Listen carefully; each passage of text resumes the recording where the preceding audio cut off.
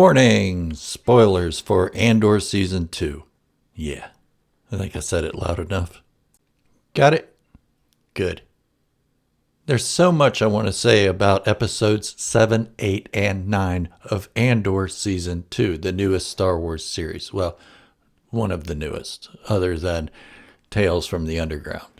I honestly don't know where to begin. I guess I should say that Andor has been some of the best Star Wars I've seen since The Empire Strikes Back. Those a bit younger than me may say it's the best Star Wars since Revenge of the Sith.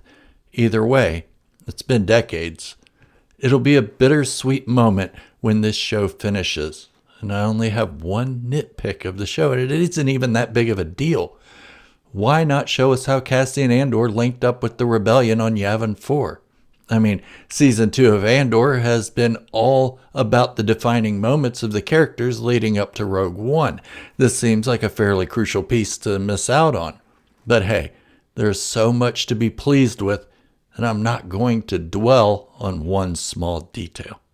From the acting, writing, directing, set designs, costumes, music, and whatever else I can think of that goes into making a Star Wars series such as Andor, there should be multiple Emmys handed out for this show. So before I move on, I will just say this. Hey, Kathleen Kennedy, give us more Star Wars content written like this.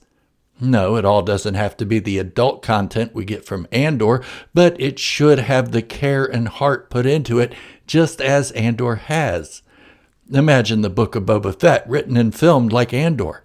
Don't get me wrong, I liked the Book of Boba Fett for the good moments it had, but written like Andor, there would have been so many more of those moments. A gritty bounty hunter show.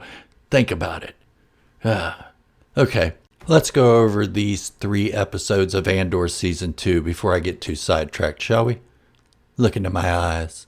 Subscribe now. Yeah, I know you can't see my eyes, but you will. Sunday, May 25th, I will be doing a live stream as I team up with Clan Brandalorian, so you won't want to miss that by not subscribing. We will be discussing all of Andor Season 2 until we run out of breath.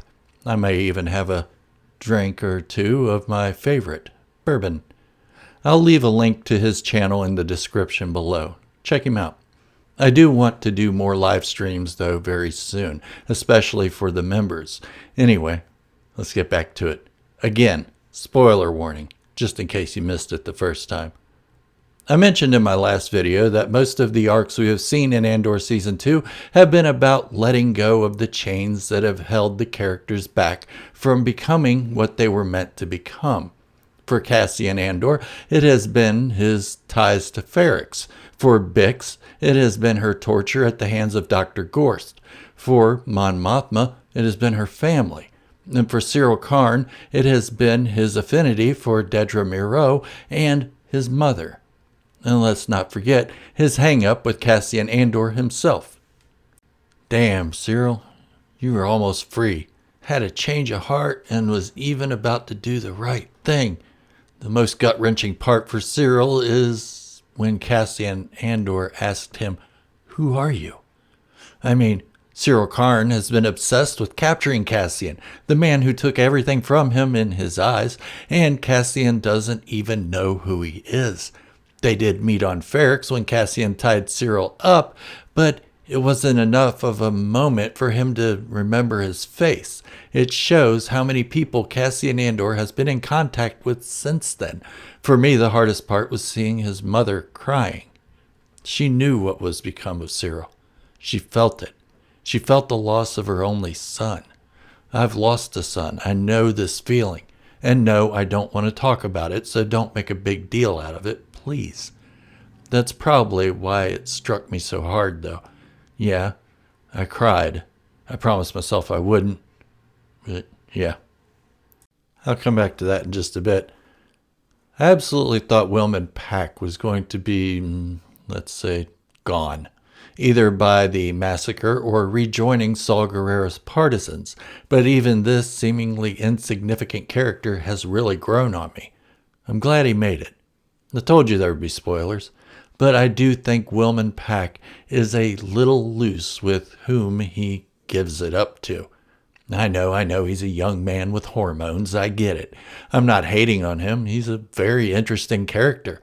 All the characters have been interesting, from the smallest to the largest. So much growth in most of them. I really can't praise this show enough, but I damn sure will try. Now let's get to the good stuff, the stuff you guys have all been waiting for me to talk about, and I'm only going to touch on it a little bit, just certain parts of it. So, the Gorman Massacre. This was the craziest scene in the whole show. I'd rank it just above One Way Out on Narkina 5.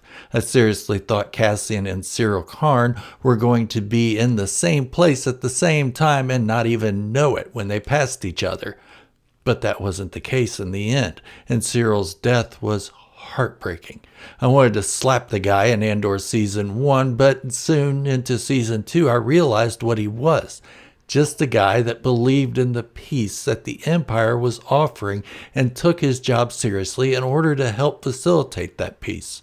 Not an evil man, a police officer following the false directive, much like a Polizei in Germany during World War II. Yeah, a lot of ties to the lies that fascism brings forth are in Andor. Originally, I thought the Empire was going to mine the crap out of Gorman until it collapsed in on its people. I know we had different ideas during Rebels, but it was always made to sound like the entirety of the Gore population was going to be eliminated, much like the Geonosians or later on the Alderaanians. But I think what was shown to us in Episode 8 of Andor was quite enough. It made its point loud and clear. The Empire is evil, and the fact that the Gore were humans solidified the fact that it wasn't just alien species that the Empire erased. They were really indiscriminate. And that, my friends, is why you didn't see aliens in Narkina 5 in Andor Season 1. It was a way to show the Empire was targeting humans almost as much as it was aliens. We had always known about them enslaving Wookiees and others, but Narkina 5 and the Gorman Massacre were there to show us that they didn't care what species they were being mean to.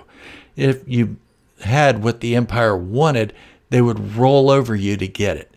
How much of the Gorman planet do you know will resist now that news spread of what happens to insurgents? You didn't see me use air quotes on that word, but I did. Haha. And Andor made us fear the Empire. I once made a video about how the Empire could possibly be perceived as good by some of the galaxy's inhabitants. I want to retract that statement, and I'm happy to do so. For a long time, we viewed the Empire as mostly docile, stormtroopers as more of a police force. That isn't true anymore. They're an extermination squad, just as their World War II inspirations were. And this puts another lens on how we can view Star Wars. And I really thank the Andor series for that. Not that I want that kind of evil anywhere, but I always thought the Empire and its troops should be shown in the way Obi-Wan Kenobi described them in A New Hope. And I guess we can lay to rest the debate of whom melted Uncle Owen and Aunt Beru. It was the freaking Empire, not Boba Fett. Not that it has been a huge debate, but it's been tossed around a few times. Okay, well, maybe I didn't talk about the Gorman Massacre enough. I will in another video, I promise. I want to do a whole segment on it. But let's go back to a little character analysis, or rather an analysis of the acting and directing. When I looked at the faces of the characters, I could hear their thoughts. Before Cyril Karn put his hands around Dedra Meero's throat, I could hear what he was thinking just by his facial expressions, and that choke seemed so real.